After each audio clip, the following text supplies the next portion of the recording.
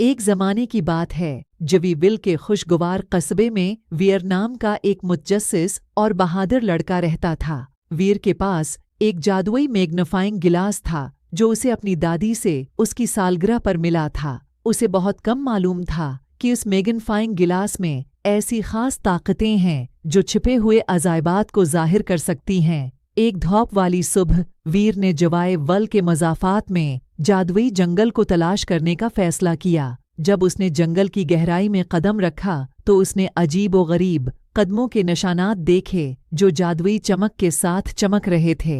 हैरतज़दा वीर ने चमकती हुई पगडंडी की पैरवी की, अपने जादुई मैग्नीफाइंग गिलास का इस्तेमाल करते हुए अपने अर्द गर्द छिपी हुई दुनिया को नंगा किया। जल्द ही वीर ने बात करने वाले जानवरों के एक दोस्तानी ग्रुप से ठोकर खाई। ओलिवर नामी एक अक्लमंद लल्लो, सीमी नामी एक शरारती गलहरी और डीजी नामी एक खूबसूरत हरन। उन्होंने वजाहत की कि एक शरारती स्प्राइट अपना रास्ता खो चुका है और उसे जादुई जंगल के दिल में अपना घर तलाश करने में मदद की ज़रूरत है। अपने काबुल एतमाद मैग्नीफाइंग गिलास के साथ वीर ने स्प्राइट को उसके घर से दोबारा मिलाने की जस्तजू को बेताबी से कबूल किया। इस गरूब को रास्ते में चीलंगों का सामना करना पड़ा। चमकती हुई नदियों को अबूर करने से लेकर जादुई दरख्तों की तरफ से सरगोशियों को हल करने तक वीर का जादुई मैग्नीफाइंग गिलास जंगल के राजों से पर्दा उठाने की कलीद साबित हुआ। जैसे ही वो जादुई जंगल के दिल में पहुंचे, वीर और उसके लिए मिलने वाले दोस्तों ने एक पोशीदा दरवाज़ा दरियाफ्त किया जो स्प्राइट के घर की तरफ ले गया। वीर की मेहरबानी के लिए शकरगुजार स्प्राइट ने एक चमकती हुई धूल छुड़क दी जिसने वीर के मैग्नीफाइंग गिलास पर एक खास तहफा दिया, हर चीज़ में खुशी और मसरत जाहिर करने की सलाहियत जो उसे छूती है। इस दिन से वीर ने अपने मैग्नीफाइंग गिलास का इस्तेमाल न सिर्फ छिपे हुए अजायबात से पर्दा उठाने के लिए किया बल्कि जॉयविल में खुशी और हंसी फैलाने के लिए भी इस्तेमाल किया। एक ज़माने में जादुई जंगल के खफिया जादू ने अब शहर में हर एक के दिलों को छू लिया है और उसे रहने के लिए और भी खुशगवार जगह बना दिया है। और यूं वीर और उसका जादुई मैग्नीफाइंग गिलास जवीविल में अफसानवी बन गया, जो सबको याद दिलाता है कि मेहरबानी और तजस्सुस इंतहाई प्रफ्तन महम जोई को खोल सकता है और दुनिया को खुशी पहुंचा सकता है। अल्लाह हाफिज प्यारे बच्चों, मिलते हैं अपनी अगली कहानी में। एक ज़माने में वहमसीविल के जानदार शहर में वीर नाम का एक मुतजस्सिस और बहादुर लड़का रहता था। वीर का दिल हिम्मत से भरा हुआ था और ज़िहन तख़य्युल से गूंजता था। एक धूप वाले दिन जब उसने आसपास के जादुई जंगल की तलाश की तो वो एक प्रासरार चमकती हुई गार से ठोकर खा गया।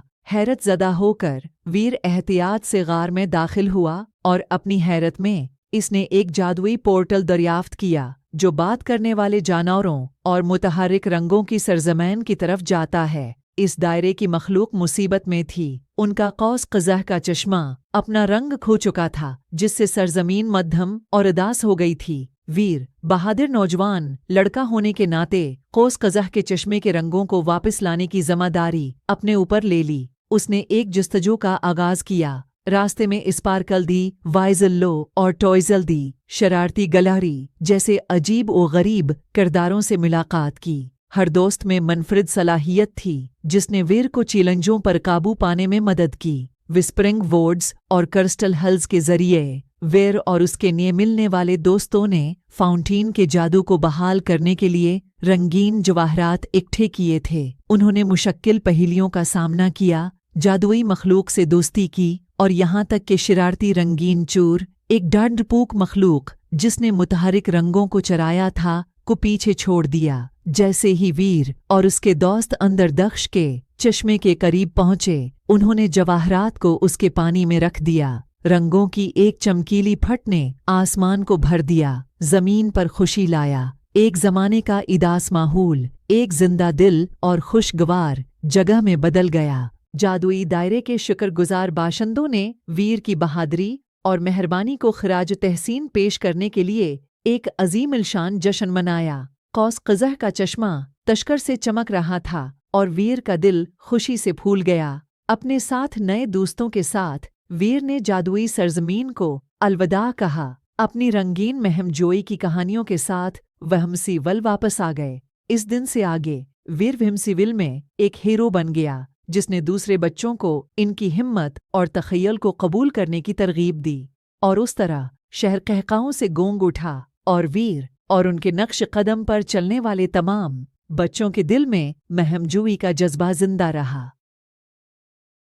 वीर एक नौजवान लड़का जिसका दिल तजस्सुस से भरा हुआ था, अपने पड़ोसी के गिराज में एक पुराने जहाज से ठोकर खा गया। इसकी हैरत की बात यह है कि स्पार्कल एक्सप्लोरर नामी स्पेसशिप एक दोस्ताना बीप के साथ जिंदा हो गई। हेलो वीर, मैं स्पार्कल हूँ, आपका इंटरगैलेक्टिक दोस्त। एडवेंचर के लिए तैयार हूँ? चमक चहचहा। खिला में जाते ही वीर के अंदर जोश वो खरूश छा गया। उन्होंने मार्शमेलो पहाड़ों वाले किंडी सैयारों का दौरा किया, खिलाई जानवरों से बातें कीं और यहाँ तक कि डिस्को बालिस से बने सैयारे पर डांस पार्टी भी की। एक दिन वह उदास बादलों के साथ एक उदास सैयारे का सामना करना पड़ा। वीर ने पूछा, क्या बात है? सैयारे ने वजाहत की, मैंने अपनी धौप खो दी है, खुशी फैलाने के लिए प्राज़म। वीर और स्पार्कल ने आसमान में एक बड़ा समाइली चेहरा बनाने के लिए स्टार डस्ट इकट्ठा किया। एक बार आदास सैयारा खुशी से चमक रहा था और बादल रोई की मिठाई में तब्दील हो गए थे। जब उन्होंने अपना सफ़र जारी रखा, वीर को मालूम हुआ कि एक छोटा लड़का भी मेहरबानी और तख़य्युल से बड़ा फ़र्क कर सकता है। यादों से भरे दिल के साथ वीर और स्पार्कल दोबारा एक साथ कायनात के अजायबात को दरियाफ्त करने का वादा करते हुए घर वापस आए।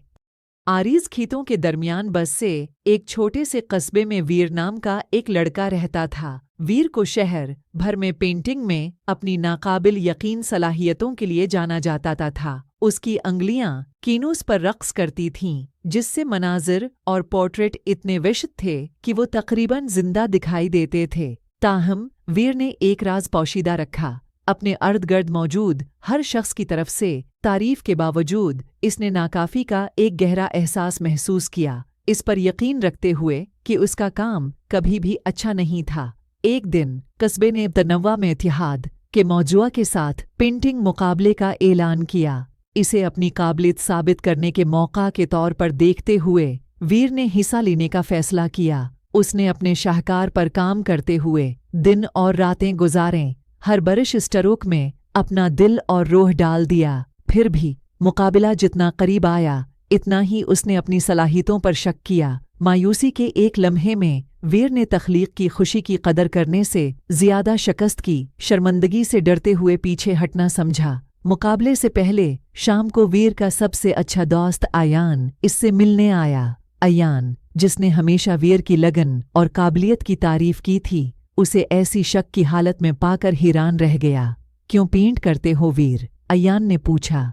ये तारीफ के लिए है या मुसौरी की मोहब्बत के लिए? उसकी बातों ने वीर में एक दम तोड़ दिया। उसने महसूस किया कि वो तौसीक के हसूल पर इस कदर तोजा मरकूज किए हुए था कि वो भूल गया कि उसने पहली जगह पेंटिंग क्यों शुरू की थी। उससे उसकी खुशी हासिल हुई। एक नए जज्बे के साथ वीर ने अपनी पेंटिंग मुकम्मल की और उसे मुकाबले में पेश किया। इसके कीनोस ने बाजार के एक मुतहरिक मंजर को दिखाया, जिसने अपने शहर के तनव्वा को रंगों और जज्बात की हम आहंगी के साथ मनाया, जिसने उसे देखने वाले हर एक को छो लिया।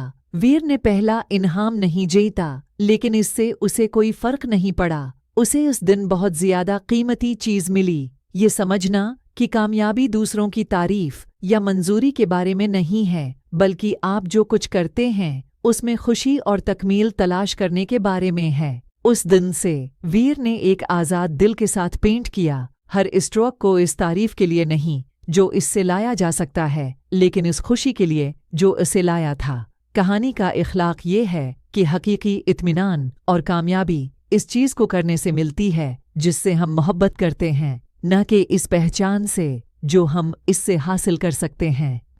वायर अच्छा बच्चा था, वो पढ़ाई में भी बहुत अच्छा था, इसीलिए वो सब घर वालों की आंखों का तारा था। फिर न जाने उसे क्या हुआ कि वो चढ़ हो गया। उसे बगैर किसी वजह के गुस्सा भी आने लगा था। एक रोज वो अपने बेड पर औंधे मना गरा हुआ रो रहा था कि उसकी हफ्सा खाला ने देख लिया। उसे इस हाल में देखकर वो हैरान रह गईं। फिर हफ्सा खाला ने उसे प्यार करके चुप कराया और रोने की वजह पूछी तो वीर ने कहा, मैंने अपने छोटा भाई से साथ मिलकर खेलने को कहा तो उसने मना कर दिया और मेरी खूब बड़ाई भी की। ये कहकर वो फिर रोने लगा। फिर तलहा ने हफ्सा खाला को ये भी बताया कि मेरे दोस्त भी मुझसे बात नहीं करते, हर वक्त नाराज रहते हैं। हफ्सा खाला की समझ में पूरी बात आ गई। उन्होंने वीर का सर अपनी गोद में रखा और उसके बालों में अंगुलियां फेरते हुए बोले, बेटा तुम तो अच्छे बच्चे हो, कोई बात नहीं। अगर तुम्हारे साथ खेलने से मना कर दिया, वो अभी छोटा है और कुछ नहीं जानता। तुम भी हर वक्त गुस्से में न रहा करो। इस्लाम में गुस्से को इसीलिए हराम कहा गया है। वीर ने कहा, लेकिन खाला मुझे गुस्सा बहुत आता है, पता नहीं ऐसा क्यों होता है।